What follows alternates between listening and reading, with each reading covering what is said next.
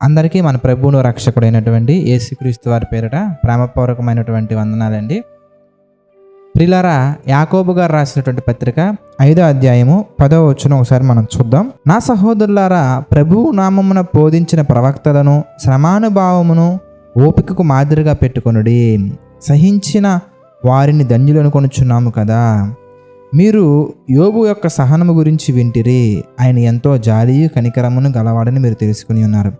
ప్రియులారా, సమస్యల్లో ఉన్నప్పుడు, శ్రమల్లో ఉన్నప్పుడు, ఆ శ్రమల యొక్క అనుభవాలు మనం నేర్చుకునే ప్రయత్నంలో భాగంగా ప్రవక్తలను, ప్రభువు నామమున బోధించిన ప్రవక్తలను మాదిరిగా పెట్టుకోనమంటున్నారు.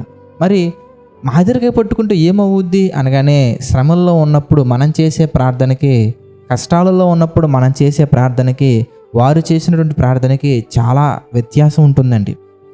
ప్రియులారా, ప్రార్థన ఎంత పవర్ఫుల్ అయ్యా అంటే ఆకాశములో నుంచి వర్షాన్ని తప్పించగలదు, రప్పించగలదు. సూర్యుని నడిపించగలదు, నడిపించకుండా చేయగలదు. అలాగే ఎంత పవర్ఫుల్ అంటే మనం బైబిల్లో చూస్తే ఎన్నో గొప్ప సూచక్రియలు కానీ, అద్భుత కార్యాలు కానీ మనం గమనించవచ్చండి. అంటే అంత పవర్ఫుల్ ప్రేయర్ మరి మన జీవితంలో ఎందుకు ఫలించట్లేదు అనగానే, మన ప్రార్థనలో సరిచేసుకోవాల్సినవి కొన్ని కాదు, చాలా ఉన్నాయి కనుక.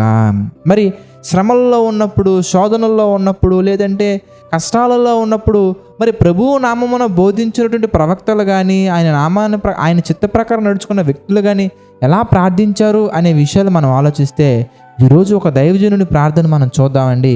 ఆ ప్రార్థనలో కొన్ని పాయింట్స్ మనం జాగ్రత్తగా ధ్యానించినట్లయితే, మనం కూడా అలాగా ధ్యానించి వాటి ప్రకారం నడుచుకున్నట్లయితే మన జీవితంలో కూడా ఎన్నో అద్భుతమైనటువంటి కార్యాలు మనం చూడొచ్చు.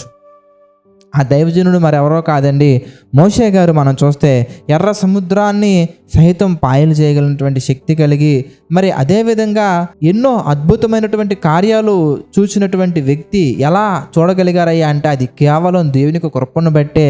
మరి అది ఎలా సాధించగలిగారు, మరి ఎలా ఉండగలిగారు అని మనం గమనించినట్లయితే ప్రియులారా, కేవలం ఆయన జీవితంలో ప్రార్థన కూడా ఒక ముఖ్యమైనటువంటి పాత్ర పోషించింది.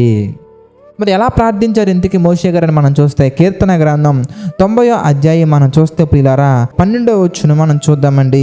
ఆయన ప్రార్థన మరి 90వ అధ్యాయం పైన మొట్టమొదటగా మీరు చూస్తే ఏమన్నది, మీరు చూస్తే 4వ స్కందము దైవజనుడైన మోషే చేసిన ప్రార్థన, మోషే గారు చేసినటువంటి ప్రార్థన గురించి మనం చూస్తున్నామండి.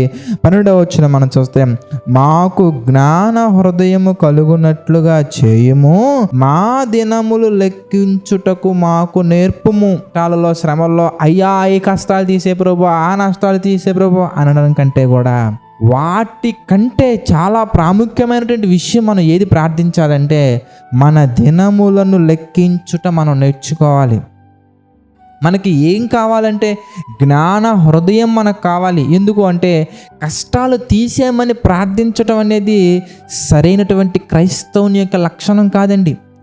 ఆ కష్టాలను జయించడానికి, ఆ కష్టాలలో మనం పాపము చేయకుండా నిలబడటానికి, ఆ కష్టాలను మనం ఒక మెట్టుగా ఉపయోగించుకొని ఆత్మీయతలు ఎదగటానికి మనం నేర్చుకోవాలి. అలా నేర్చుకోవాలంటే మనకి ఏం కావాలంటే, రూట్ హృదయం అనేది జ్ఞానముతో నిండుకొని ఉండాలి. జ్ఞాన హృదయం మనకి కావాలి. దానితో భాగంగా మన దినాలను మనం లెక్కించగలగాలి. మన ప్రభువులోకి వచ్చి ఇన్ని దినాలైంది, ఈ చిన్న కష్టాన్ని కూడా సాధించలేకపోతున్నామా? ఇన్ని సంవత్సరాలైంది, ఈ చిన్న కష్టం విషయంలో మనం తల్లడిల్లిపోతున్నామా? ఇంత ప్రభువులో ఇంత వాక్య విషయం అనుభవం ఉంది, ఈ విషయంలో ఎందుకు సతమతమైపోతున్నామని మన దినాలను మనం లెక్కేసుకోవాలి. అన్నిటికంటే ముఖ్యంగా మన ఎండ్ డేట్ ఎప్పుడనే దాని మీద మనం శ్రద్ధ పెట్టి ఉండాలి. ఇంకా కొంచెము కాలమే, 30 years ఫినిష్, ఇంకా కొంచెము కాలము, 40 years ఫినిష్, కొంచెము కాలము. మనలో చాలామంది ప్రియులారా హ్యాపీ బర్త్డే టు యూ అని చెప్పేసి బర్త్డేస్ చేసుకుంటూ ఉంటారు. ఆ సమయంలో కేకులు రాసుకొని, డ్రింక్స్ తాగేసి, పిచ్చి పిచ్చి ఫొటోస్ దిగి, పిచ్చి పిచ్చిగా మరి సోషల్ మీడియాలో షేర్ చేసుకుంటూ, మరి క్రైస్తవులుగా పిలువబడుతున్నటువంటి వారే ప్రారంభంలో మాత్రం ప్రార్థన చేసుకుంటారండి, కుటుంబ కూడిక పెట్టుకుంటారండి. ప్రార్థన అయిపోయిన తర్వాత పాస్టర్ అలా బయటకు వెళ్ళిపోయిన వెంటనే ఫ్రెండ్స్ అందరిని పిలిచేసి ఆ వీడియోస్, ఆ ఫొటోస్ ఆ కేక్ మీదే మళ్ళీ రాసుకొని పూసుకొని, తల్లిదండ్రులు కూడా ఇలాంటి వాటిని ప్రోత్సహించడండి సరైనటువంటి విధానం కాదండి. పిల్లలకి నేర్పించాలి. తల్లిదండ్రులు నేర్చుకోవాలి, పిల్లలు నేర్పించాలి, బంధువులకు నేర్పించాలి, స్నేహితులు నేర్పించాలి, ఏమైనా నేర్పించాలి. దేవుడు నా జీవితంలో ఇన్ని సంవత్సరాలు తన రెక్కల చట్టున భద్రంగా కాచి కాపాడారు. ఇంకా నాకు కొన్ని దినాలే ఉన్నాయి. ఈ కొన్ని దినాలలో నేను జ్ఞాన హృదయం కలిగి ఎలాంటి శోధనలు వచ్చినా, శ్రమలు వచ్చినా, ఇబ్బందులు వచ్చినా, ఇరుకులు వచ్చినా, ఎలాంటి పరిస్థితుల్లో కూడా నేను జ్ఞాన హృదయం కలిగి ప్రతి ఇబ్బందిని, ప్రతి పరిస్థితిని ప్రభు చిత్త ప్రకారంగా ఎదుర్కొని అనేక మందికి మాదిరిగా నిలబడాలి. నేను మాత్రమే కాదు, మీరు నిలబడాలి, మనందరం నిలబడాలని ప్రభు యొక్క నామాన్ని మనం బోధించగలగాలి, ప్రభు యొక్క కీర్తిని మనం చాటగలగాలి. అలా చాటుతూ మనం వెళ్ళగలిగినట్లయితే ప్రియులారా, ప్రార్థన ప్లస్ ప్రవర్తన రెండు కలిసి మన జీవితంలో ఎలాంటి మేలు చూస్తామయ్యా అంటే, మన్నా మోషే గారండి మన్నాను చూడగలిగారు, మన్నాని దించగలిగారు, భూమి మీదకి బండల నుంచి నీళ్ళు తీసుకురాగలిగారు, ఎర్ర సముద్రాన్ని పాయలు చేయగలిగారు. ఈజిప్ట్ కంట్రీలో ఫరో దగ్గర నుంచి కింద పనిచేసే బానిస వరకు ప్రతి ఒక్కరికి కూడా ప్రభువు నామాన్ని క్రియల్లో చూపించి దేవుని మహిమ కీర్తి తీసుకొచ్చారు. కనుక మనం అలా బ్రతకాలంటే, మన జీవితం ద్వారా దేవుడు అంత మహిమపరచబడాలంటే, మన జీవితంలో చేసే ప్రార్థన ప్రభువా అది తీసే ప్రభువా, ఇది తీసే ప్రభువా అని కాకుండా, అది రాకుండా చేయ ప్రభువా, ఇది రాకుండా చేయ ప్రభువా అని కాకుండా ఏం చేయాలంటే, తండ్రి ఎలాంటి కష్టమైనా కానీ వచ్చినా ప్రభువా దాన్ని నేను జయించటానికి, దాన్ని ఓడింప చేయడానికి నాకు జ్ఞాన హృదయాన్ని దయచేయ. అదేవిధంగా తండ్రి నా దినములను నేను లెక్కించుకొని ఇప్పటి వరకు నేను ఏం చేశాను, ఇంతకుముందు ఏం చేయాలని ఒక ప్రణాళిక వేసుకొని ఆ ప్రణాళికను ప్రభువా ప్రార్థన ద్వారా మీ చిత్త ప్రకారంగా మా తండ్రి చేయడం నాకు శక్తిని దయచే ప్రభువా అని మన ప్రార్థన అనేది దేవుని చిత్త ప్రకారంగా దేవునికి అనుకూలంగా చేయగలిగితే ఎన్నో అద్భుత కార్యాలు మన జీవితంలో మనం చూడొచ్చు. ప్రార్థన చేసుకుందామండి.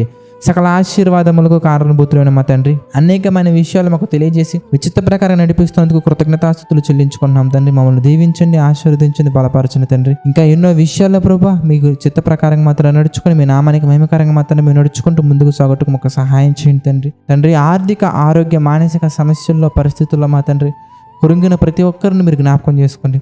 ప్రతి ఒక్కరికి తండ్రి మీ కృప తోడుగా ఉంచి నడిపించండి. మీ చిత్త ప్రకారంగా బలపరచండి, ఆదరించండి తండ్రి. నమ్మకంగా యథార్థంగా పరిచర్య చేస్తున్న వారిని, వారి కుటుంబాన్ని, వారి పరిచర్యను మా తండ్రి దీవించండి. ప్రభా జేసీ చిచ్చు ద్వారా జరుగుతున్న పరిచర్యను మా తండ్రి మీ చిత్త ప్రకారంగా బలపరచమని, దీవించమని, ఆశీర్వదించమని తండ్రి. సమస్త మహిమ, ఘనత, ప్రభావాలు మీకే చెల్లించుకుంటూ ప్రతి ఒక్కటి తండ్రి మీ చిత్త ప్రకారంగా మా అందరి జీవితంలో జరిగించమని వేడుకుంటూ, ప్రభా సమస్త మహిమ, ఘనత, ప్రభావాలు మీకే చెల్లించుకుంటూ మా ప్రభువును రక్షకుడైనటువంటి యేసుక్రీస్తు వారి పేరిట ఈ ప్రార్థన అడిగి వేడుకొనుచున్నాము తండ్రి. ఆమేన్. అందరికీ వందనాలండి. God bless you all.